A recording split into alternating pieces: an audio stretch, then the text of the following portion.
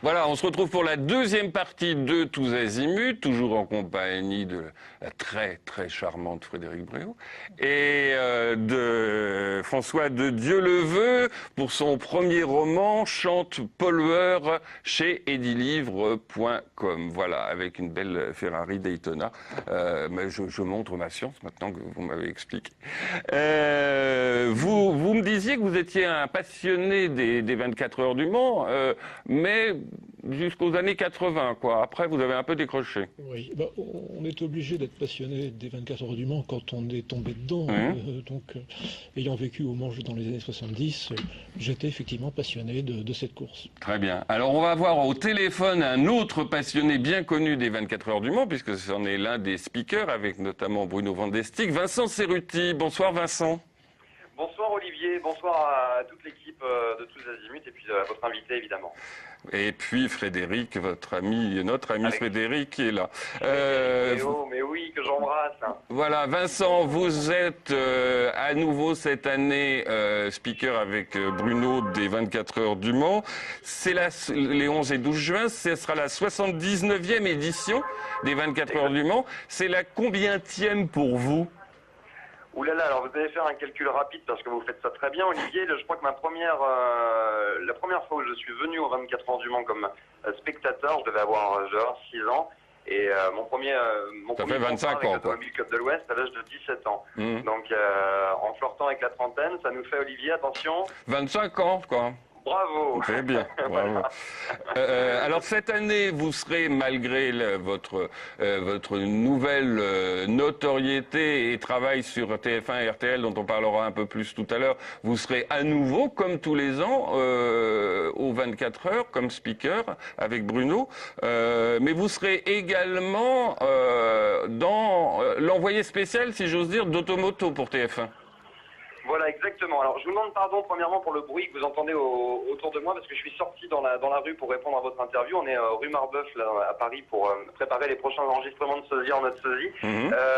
Et effectivement, Automoto m'a proposé pour TF1 le dimanche matin de la course, je crois aux alentours de 10h20, de réaliser un certain nombre de directs, des directs pour parler de la course, pour expliquer comment s'est passée la nuit, et puis aussi pour accompagner un couple de téléspectateurs qui a participé à un concours sur tf1.fr et qui a gagné la possibilité d'assister à l'épreuve de façon un petit peu privilégiée, c'est-à-dire au sein d'une écurie. Et donc ces gens-là, je vais les accompagner pendant toutes les 24 heures pour leur faire découvrir les coulisses de l'épreuve. Et ce sera diffusé donc sur TF1 dimanche matin de la course. Très bien. Automoto, c'était aussi il y a quelques semaines votre baptême, je dirais, du circuit avec Anthony Beltoise. On regarde quelques images et on revient tout de suite avec vous. Très bien.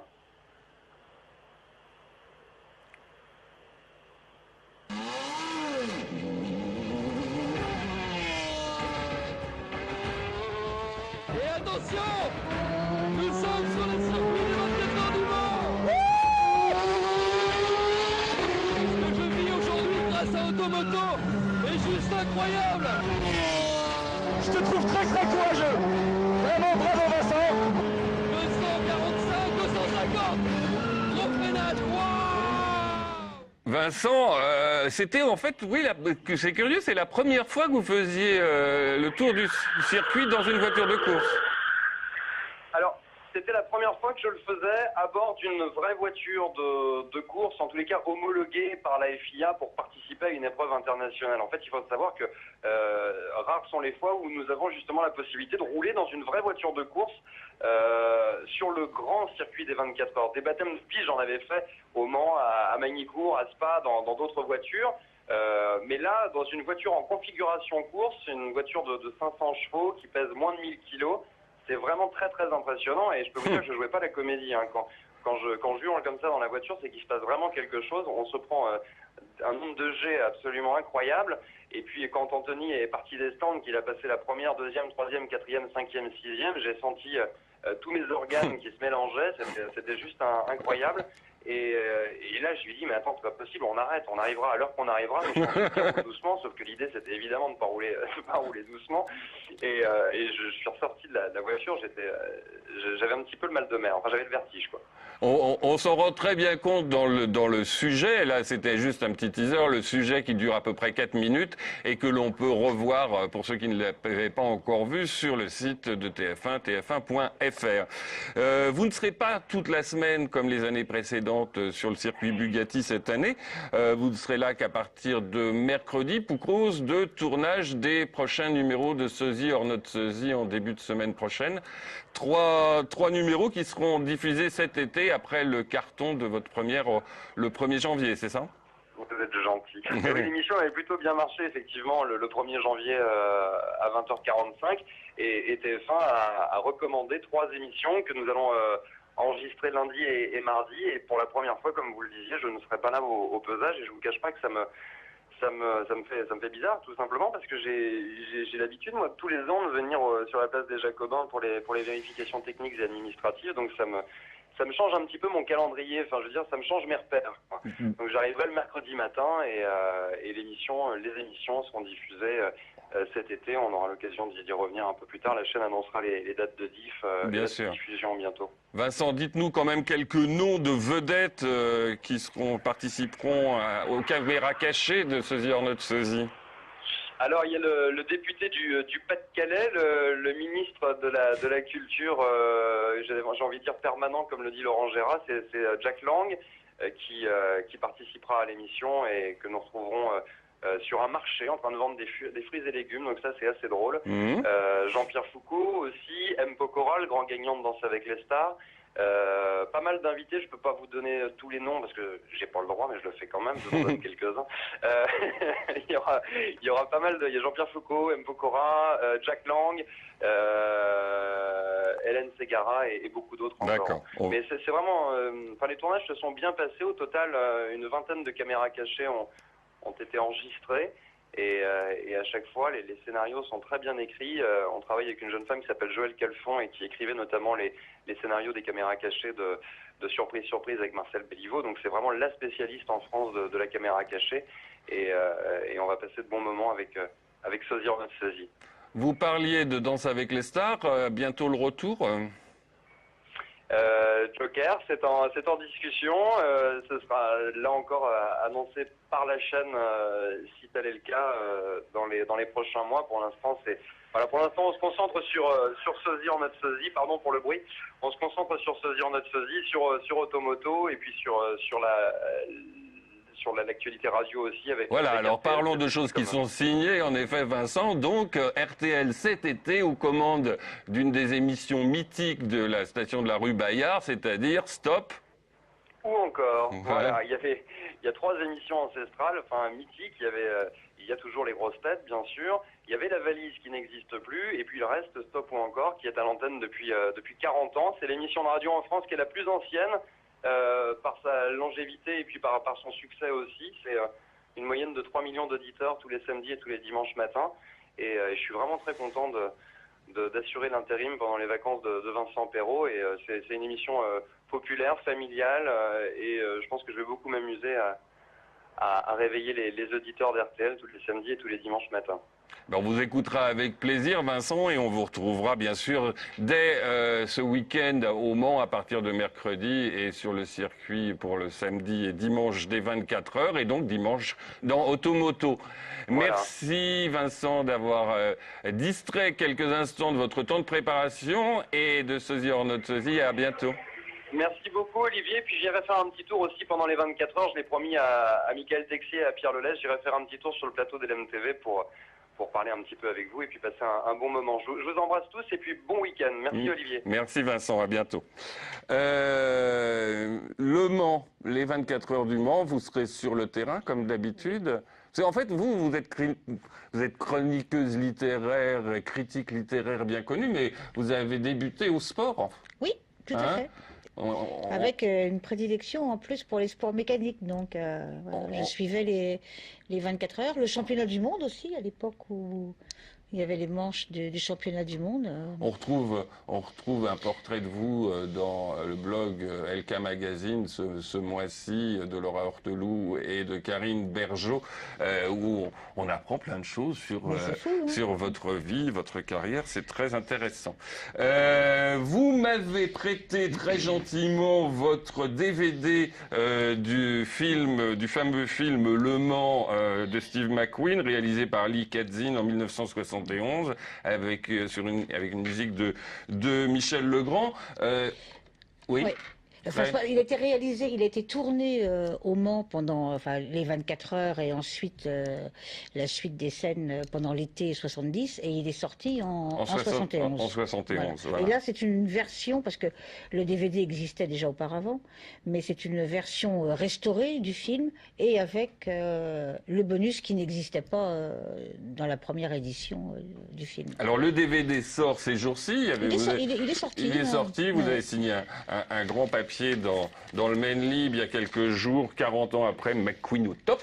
Voilà, où vous dites que le film n'a pas grand intérêt à part les courses de voitures. Je ne dis pas ça. Scénario. Je dis que le scénario de Le Mans, mais c'est pas un secret, tous ceux qui l'ont vu, c'est un scénario absolument indigent, c'est-à-dire qu'il n'y a pas d'histoire, il n'y a pas de dialogue, il n'y a rien. Ce qui avait justifié la colère de John Sturges, qui était à l'origine le réalisateur qui avait commencé, puis qui avait claqué la porte et qui avait laissé Steve McQueen se débrouiller avec son idée. Et qui s'est fâché avec Steve McQueen durablement. Ils n'ont plus jamais tourné ensemble, alors qu'ils avaient quand même un beau passé tous les deux. Et c'est Lee Katzin qui a remplacé donc au pied levé, mais si l'histoire en elle-même n'offre absolument aucun intérêt, ce sont des images mais fabuleuses des 24 heures de la course. On n'a jamais, plus personne depuis n'a filmé les 24 heures avec ce talent et cette véracité. François de Dieuleveux, vous me disiez tout à l'heure qu'il n'y a jamais eu de film réussi sur les courses automobiles, en fait. Très peu. Grand Prix n'a pas eu un immense succès, Le Mans n'a pas eu un immense succès, bien que ce soit un film fabuleux, fantastique. Et puis plus récemment, Michel Vaillant n'a pas eu non plus une cote fantastique. Celui-là, on peut vraiment oublier. On peut l'oublier. Mais Le Mans, non, il faut être passionné par la course pour apprécier, mais c'est un... Et puis il y a Steve McQueen quand même. Oui, Steve McQueen. On parle ces jours-ci d'un nouveau film américain en préparation sur les 24 heures du Mans qui serait réalisé par Michael Mann, le réalisateur de Heat et de Miami Vice en particulier, avec en vedette Brad Pitt, à l'affiche en ce moment de la Palme d'Or de True of Life de Terrence Malick. Et alors c'est drôle parce que le film évoquerait la rivalité des écuries Ford et Ferrari durant l'édition 1966, qui est l'année qui a vu la première victoire d'une voiture américaine aux 24 heures du Mans, et c'était une... Ford GT40. C'est bien, hein, vous savez tout. Les Ford GT40, c'était des voitures mythiques. Et curieusement, on parle de ça, et le dernier numéro de La Vie mancelle et sartoise fait sa couverture avec 1966-1969, la suprématie Ford.